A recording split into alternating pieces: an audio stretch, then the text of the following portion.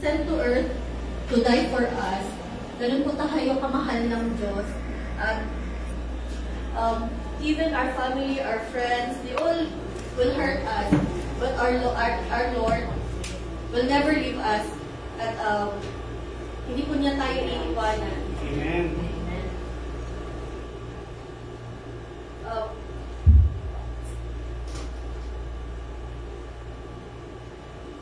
Hindi po tayo aksidente kung bakit po tayo nandito. Yes. Ito po ay isa sa pag-ano ng Diyos na mahal niya tayo para po marinig natin ang kanyang mga salita to comfort us for all the trials that we have. Kaya po tayo nandito, lahat tayo may pinagdadaanan. Isa yun sa pagmamahal ng Diyos. To acknowledge it, we should repay Him by our prayer and worshiping Him. Because there's nothing more powerful than a prayer. Prayer can move mountains. Amen. Dahil ito po ang pagbalik natin ng papasalamat sa Diyos through prayers at paghingi sa Kanya ng mga paghingi sa Kanya ng guidance in every day of our life. And there's no stronger than faith po. Walang prayer kung wala po tayong faith. Pero ang faith po hindi maglalas kung wala po yung pagmamahal natin. But the greatest love is like, galing po talaga sa Diyos. Because the love of God.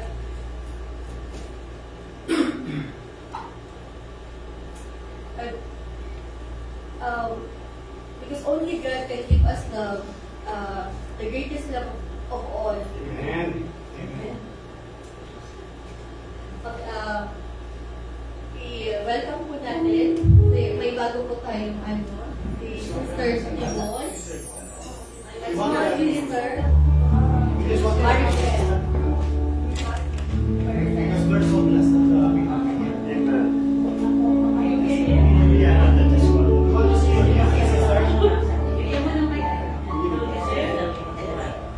Praise the Lord. Amen. My name is Yvonne. I'm from Kenya, and I'm so much happy to be here with you guys today. We are as well. I am blessed to be here. Thank you. Oh, Can you stay there for a while? Yes.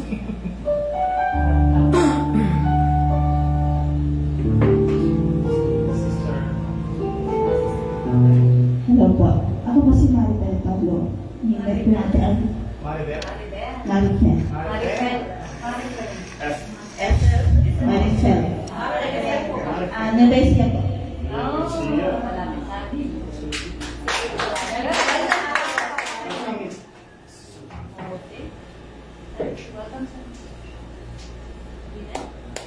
Wala kayong prepare.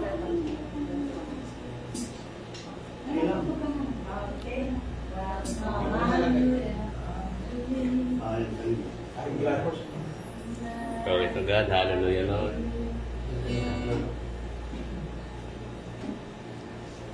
we're glad you're here.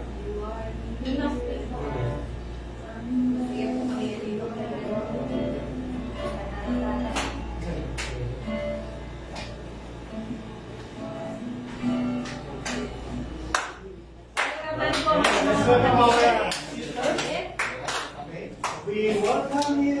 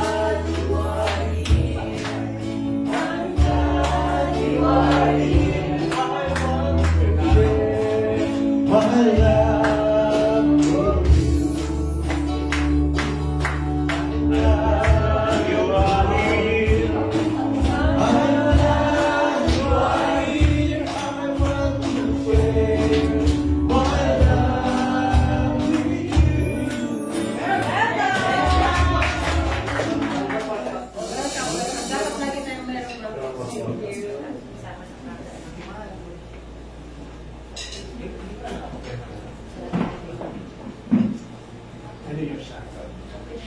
It's okay. It's good.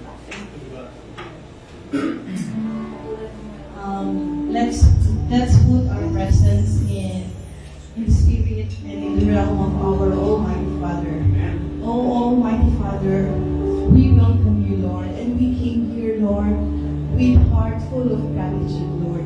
We bow down to you, holy, our wonderful God. We are here, Lord God, to enthrone you, Lord God, that your holiness will be radiating in us, Lord God. We are here, Lord, to worship you with our voice, Lord God, to adore you with all of our worship, Lord God. We sing and praise you alone, Heavenly Father. And also, Lord God, we lay down our spirit in your feet, Lord God, and let your Holy Spirit moves in us, Lord God, and let His way with us, Lord. Let the Holy Spirit way will be within us, for us, and everything about us, Lord. Let the Holy Spirit moves in us, Heavenly Father. Lord, we invite you in our presence, Lord. We are gathered, Lord, here for you alone, Heavenly Father. In the mighty name of Jesus, we pray. Amen.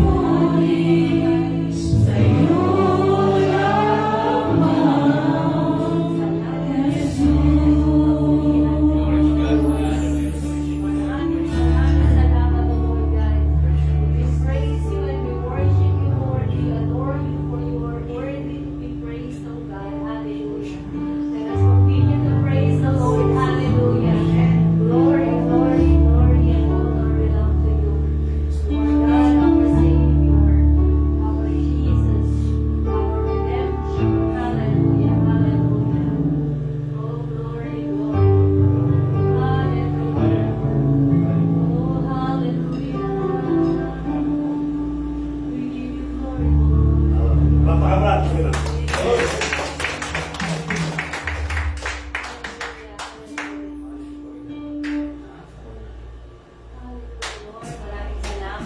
Kami sa inyo sa pagkabawa ko ay ang dami mo sa amin ng presensya sa Pinoon.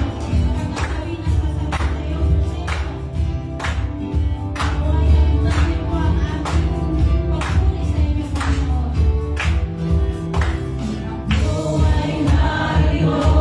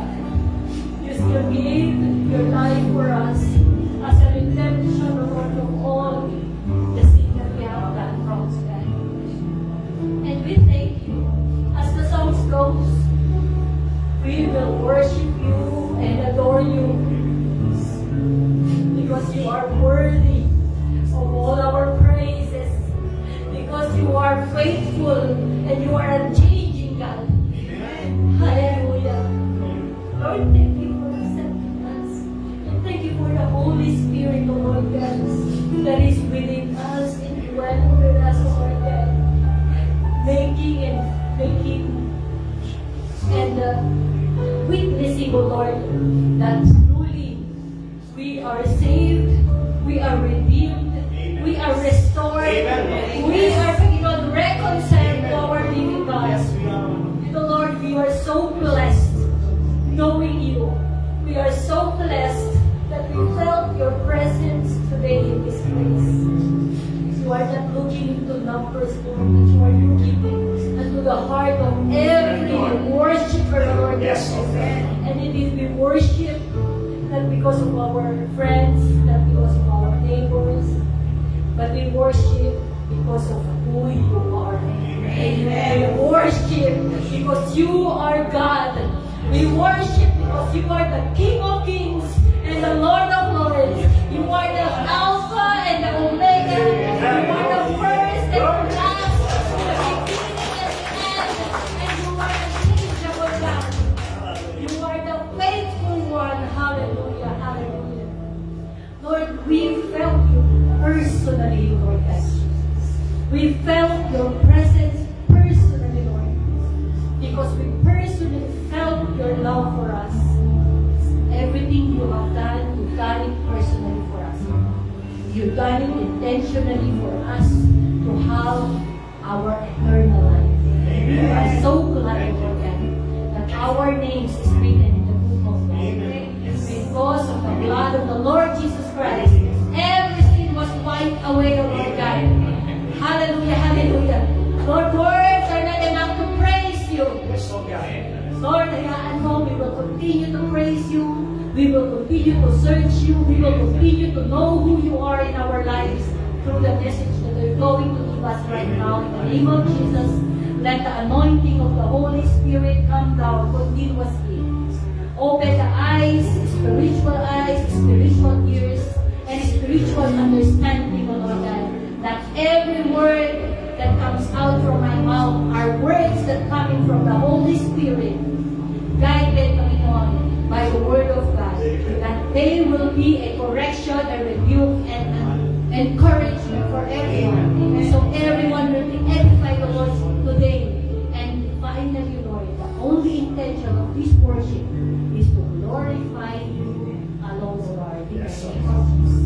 And this is our prayer, Lord God. To you we give the highest glory and honor in Jesus' name. Amen.